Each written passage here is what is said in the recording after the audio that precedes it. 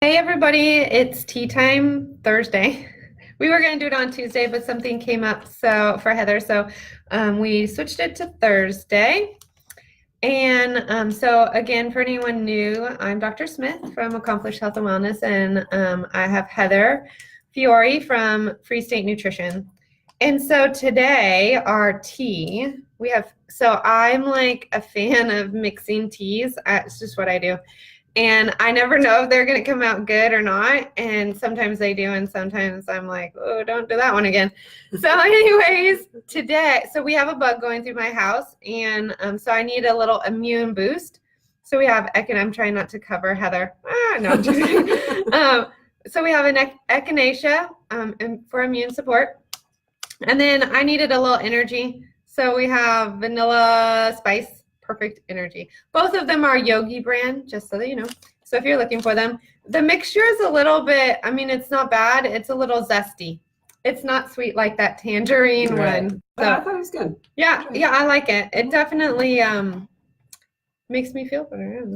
So anyways, today we are talking about the keto diet, right? Right. So I was like, what is the keto diet? So the keto diet is a low carb, adequate protein, and high fat diet, right? Correct. So what is that composition for those categories? So it probably varies a little bit, but it really is like 80% fat. And then that's a lot of fat. That is a lot. 15 to 20% protein, which is similar to like what a typical like healthy diet, what we might recommend. Okay. So they got the protein part in there, and then the carbs. That's why it says adequate protein. Exactly, enough protein, but then like the carbs would be like less than really 5%. Yeah. And like a regular healthy diet, like say if you're following My Plate, for example, which granted most people are not eating it like the My Plate, right. Not following those recommendations, but if they were, it would be something like 30% fat, 20% protein, or 15 to 20, and then like 50 to 55% carbohydrate. Okay. So this is significantly. That's like really low. Yeah. Yes. So one thing I learned that was really cool, I thought, was that the keto diet actually was created in the 1920s by there was actually two physicians that did it. One kind of started it, and then it was actually a pediatrician that put down like, this is how much of this, and this is how much of that, and this is how much of that should be in it. And it was created for epilepsy, to treat epilepsy in kids.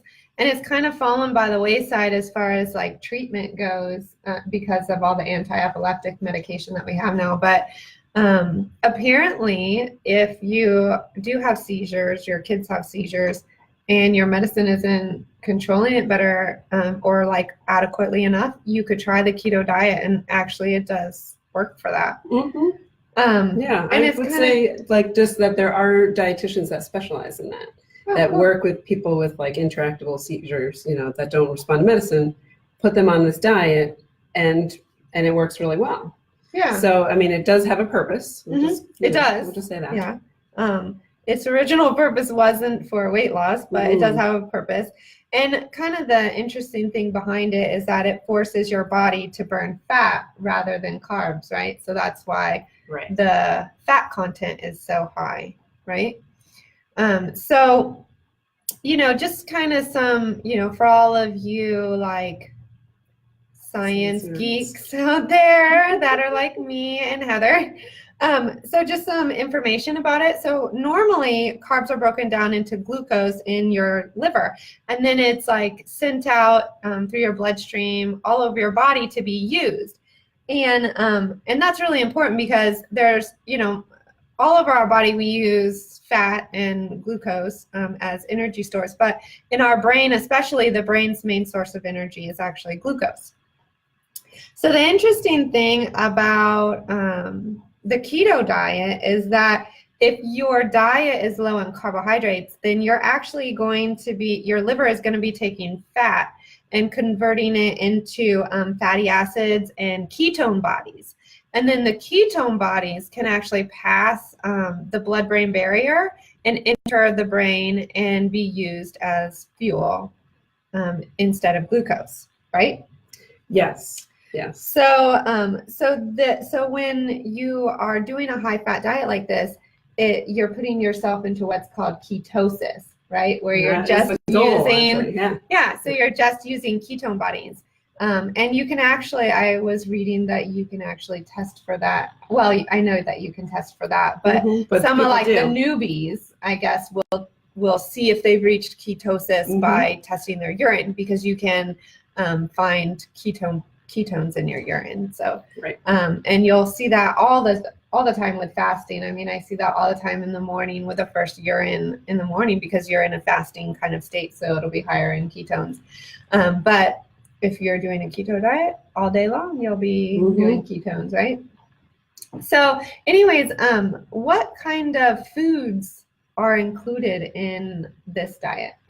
Right. So it's not a huge list, sadly, which might be part of what makes it work. But, like I said, it's mostly fat. So there's, any like meat products, of course, you're going to eat their protein, and then they might have, some level of fat. So any kind of meat is going to work. And then there's going to be a lot of butter. There's going to be oils of all kinds. There's going to be like heavy cream and half, and any of those like additional sources of fat, you're going to like add to your food.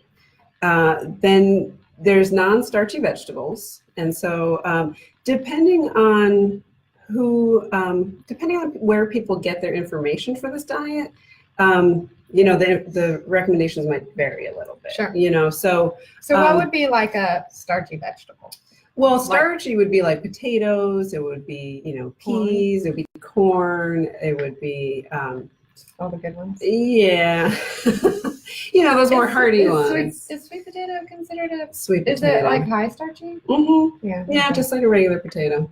I like sweet potatoes. I mean, they're delicious. They are. Vitamin A. Yeah, it's good stuff. They're a little bit healthier than regular potatoes. You bet. Okay, good. Yeah. So, when you're talking about fats for this, I'm thinking like, there are some oils that would be better versus others. And then, I'm a fan of butter. I'm not so much of lard, but when you're doing cream, like maybe whole cream versus half and half. Have you ever looked at the ingredients in half and half? It's like half cream and half a bunch of other stuff that I can't even pronounce, right? Right. That's not good. It should be called half and half chemical, half question mark. Right? So true. So anyways. Right. So, depending on where you're getting your information to follow your keto diet, some people might like really encourage, grass-fed beef and organic meat in general, and coconut oil and olive oil and butter and all these kind of things, and more like natural, less processed. So it's not necessarily like a high processed food diet. Right.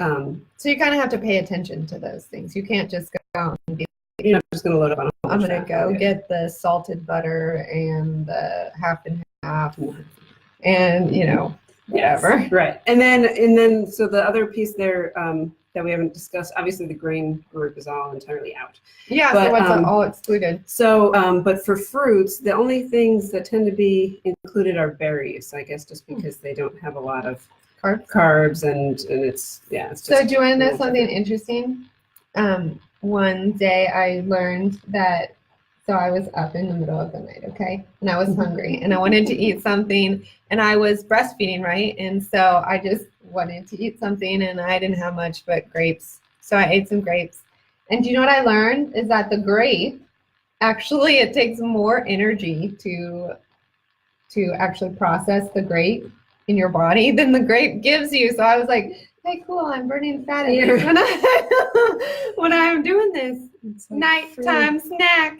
So would a grape be in there? Probably no, because it's probably in the other one. Because of the sugar content, I guess.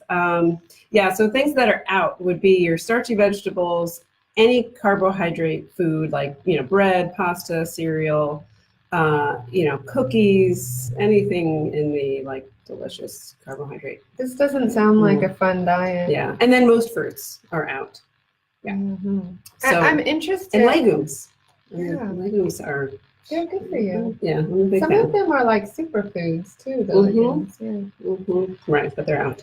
That's not good. No, it's not great. Probably not the best. It's clearly not a balanced diet. No. Right? Let's be clear about that. I mean, definitely one of the things in the risk group, right, is that mineral and vitamin deficiency, because you're lacking quite a bit of this other good stuff that's there, right? Yeah. So I think it's important to think about, why, if you think about why it was even established in the beginning, why it was discovered, it was to treat a medical condition that there was no other options, and it's about, costs and benefits. And for people who have, seizures that can't be controlled, this is great, because they've got something they can do, and the benefits outweigh the risks. Right.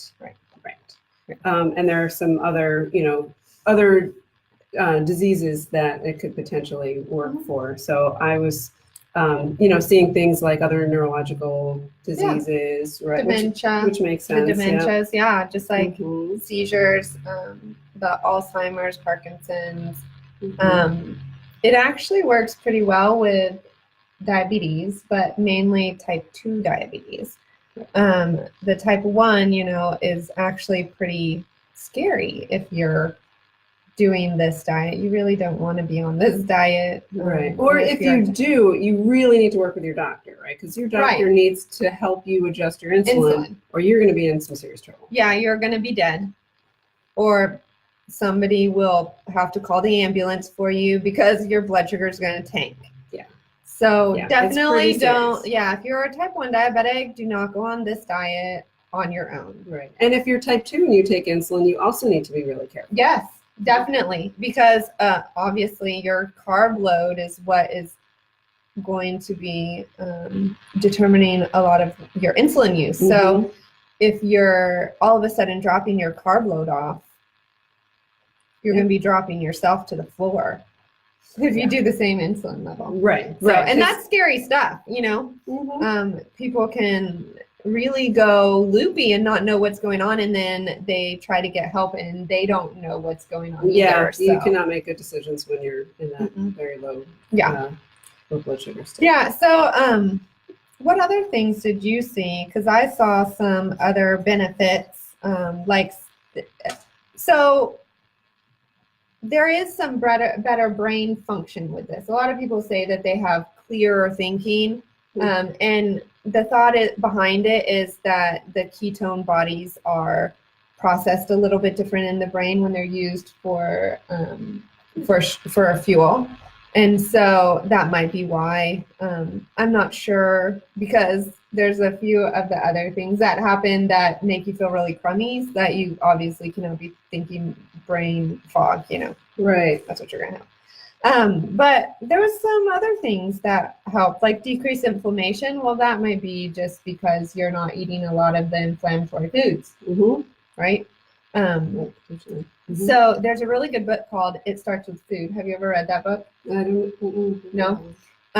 It's like not a dietitian's handbook by any means. It's definitely an easy read. But it talks about how foods are processed in our body and what they do, just in general. Okay. So I really like that book. It Starts With Food. But it talks about the inflammatory foods. So there are foods in your body, if you're getting a lot of inflammation, that you should avoid.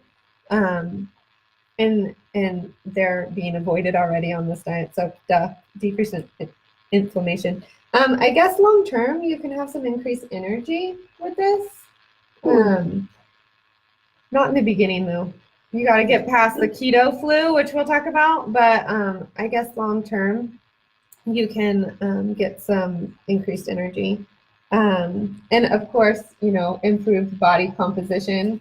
Right. That's because you're losing weight. True, but I've also seen that you lose some lean body mass. Yes. Yeah, I have. I did see that too. And that's not what you're going for, right?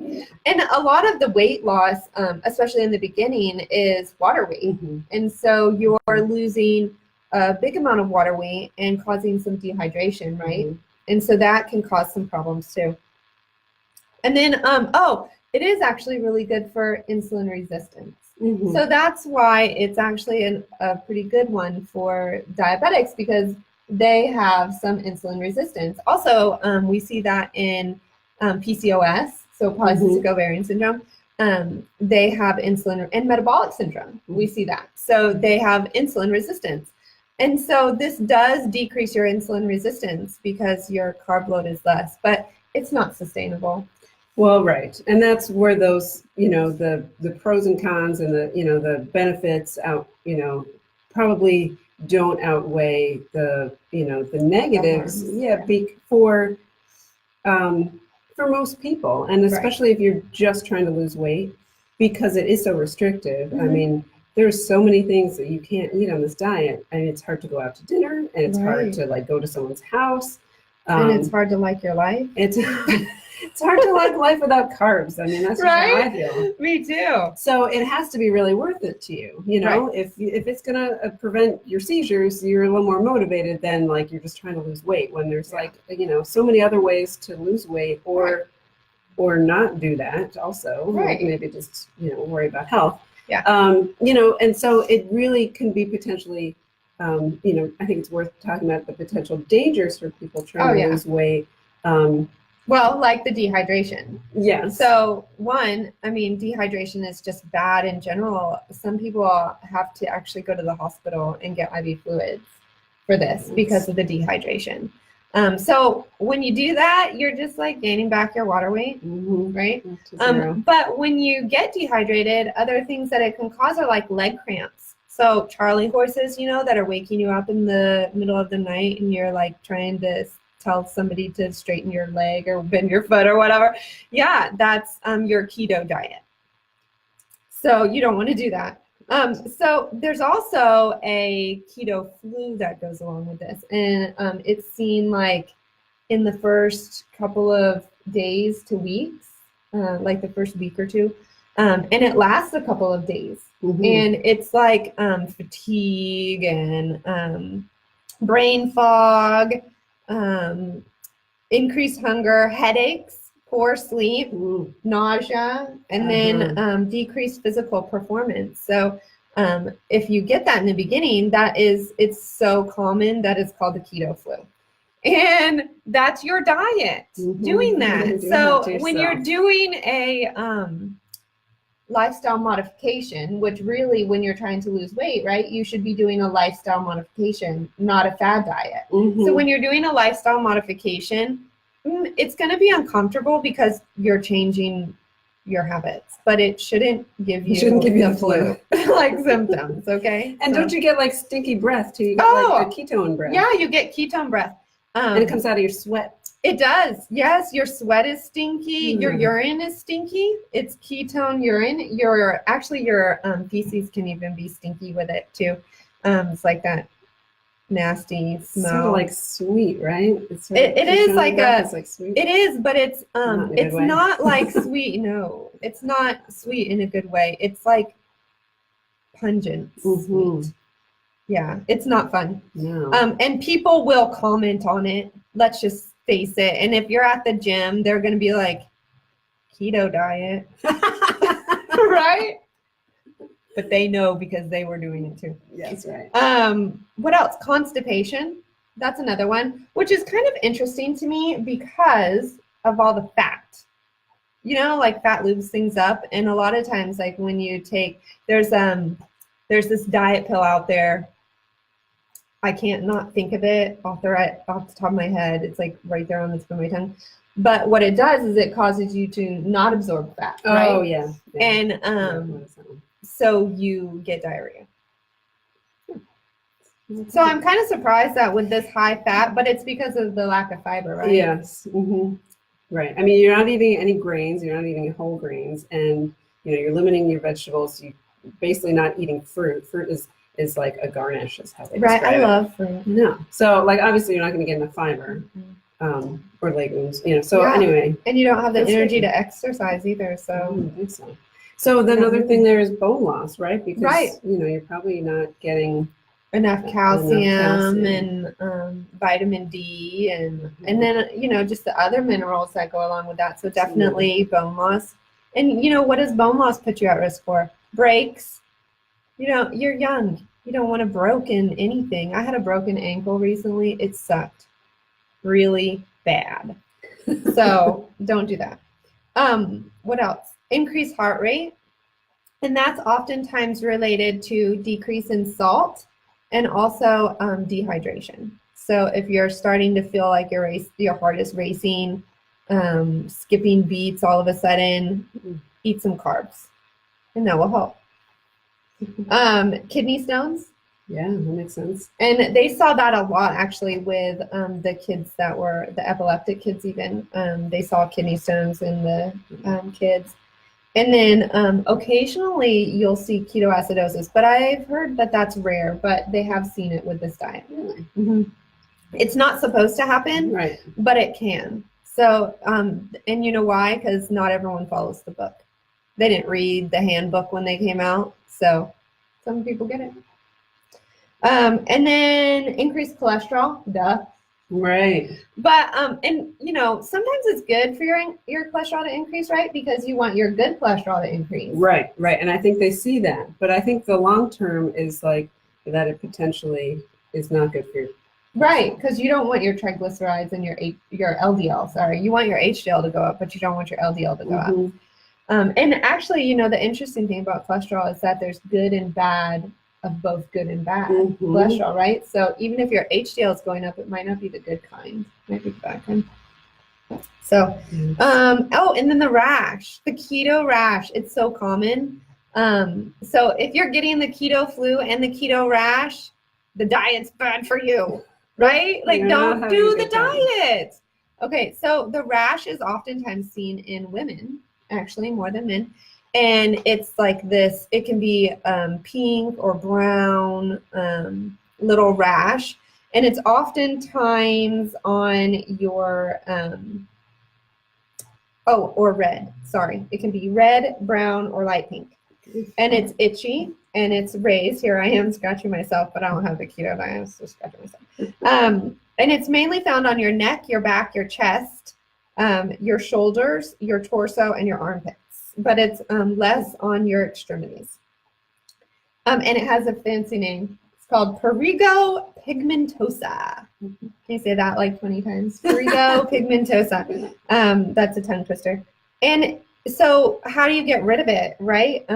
It's the rash is actually caused by a nutrient deficiency. Guess which one? Some B vitamin. Yeah. So how do you fix it?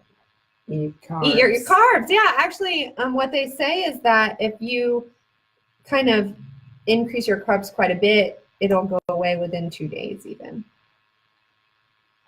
So if your body's getting a rash from your diet, the diet isn't good for you. Your body's telling you something. Listen to your body, people. Like, we don't listen to our bodies enough. We don't, and that is one of the major things that that I like to help people with is like, you know what, you can trust your body. Right? We think with all these diets like that we need to be told how to eat because we can't know. Because we don't, like our bodies don't know. Our bodies can't be trusted. And it just gets you going down the wrong path. And one of the other things about this diet, a few things, I guess, in terms of like how it impacts you going forward, even if you don't continue it, is it just kind of messes with your head, right? Because now you have this perception that carbs are bad. Right. And, I can't eat these certain foods. Yeah. And maybe you move on to some other diet and it's got similar rules, but they're a little different. And then all the diets start to blend together and you start to get really confused. Yeah. And people actually get kind of anxious about like, I don't know what to eat because, they're scared. This is wrong and that was wrong on this diet. And I don't like what's good because everything's bad depending on which diet you're on. Right. So really kind of vilifies carbohydrates, which, becomes a problem because then, you don't carbs are good. Carbs are good. They taste good. And they're delicious. They are. And we need them. We do need them. We do. Yes. And the other part is that anybody that is, at risk for developing an eating disorder needs to be really careful with these kind of restrictive diets because it can just really throw you into something. Lead you down the wrong path. Serious. That is dangerous. Yeah. We're talking about anorexia. Nobody wants that. No. But even like binge eating, right? You could definitely see how that could how a restrictive diet like this can lead to binge eating, because you can't just do this diet a little. You have to do it, consistently to get into ketosis. Otherwise, it's not going to work. Right. So anytime you like cheat and you eat some carbs, like you're off the diet, and then you have this mentality like, I'm off the diet, I might as well just keep on going. Right. I'll start again tomorrow. It's never good. I am not a fan of restriction diets anyway, because of what you just said. Like, you always start craving that thing that you took out. Yeah. I am a fan of everything in moderation. Yes. Right? Yeah. Because you can't, we're here for the average life expectancy for a woman is 75. And, but it's actually more than that. And you don't want to have you want to eat a brownie every so often. Do you want to spend your life fighting your body? Like that Alfredo is good sometimes, right? Yeah. Everything's good sometimes. Right? You just can't eat it every day. Right. So that's a whole other thing. I think we need to add, we'll add that to the list. A good diet, topics. Right? Talk about diets. Yeah. Yeah. So definitely, this diet, the keto diet, has its place. Definitely. But it's not for everybody, and it's not for most people. And, actually, when you're looking at fad diets and diet pills and things like that, a lot of the data actually shows that when you do those, you lose weight. You do. But once you don't do it anymore, you gain all that weight back, plus usually 10 pounds. It's right. So what is you need something that's sustainable. If it doesn't feel like something you can keep doing forever, and it's not worth doing at all. Yeah, exactly. You need something sustainable. So we should add that to our list, healthy diet. I remember one of our viewers, Elizabeth. She wanted us to talk about seltzer. She did. And I've been intrigued about this seltzer thing. Yes. I've looked at it a little. Do you want? We should maybe do that, and do you want to do it next time or the one after that? What do you want to do? Sure, we could do that. I don't know that that's a whole thing by itself. It is. Okay. It is more complicated than it sounds, because I started looking into it. Yes. But anyway, I think we could do it and tack on something else too. Let's talk about seltzer, but maybe we'll combine it also with one of our other topics. What if we did seltzer and healthy fats? Yeah. Okay. So next time, because I'm really interested in the healthy fats thing, because there's a lot of information out there, and some of those fats that they say are healthy are not. That's correct. Really healthy. Yes. So that's it. And I think those, they're both kind of short enough that they could probably go to go. Okay. So next week we're going to do seltzer and healthy fats. Whew, that was a lot today. So sorry if we overloaded you. Thanks for joining us, and hopefully we will see you again next Tuesday, and have a great tea time day. Bye.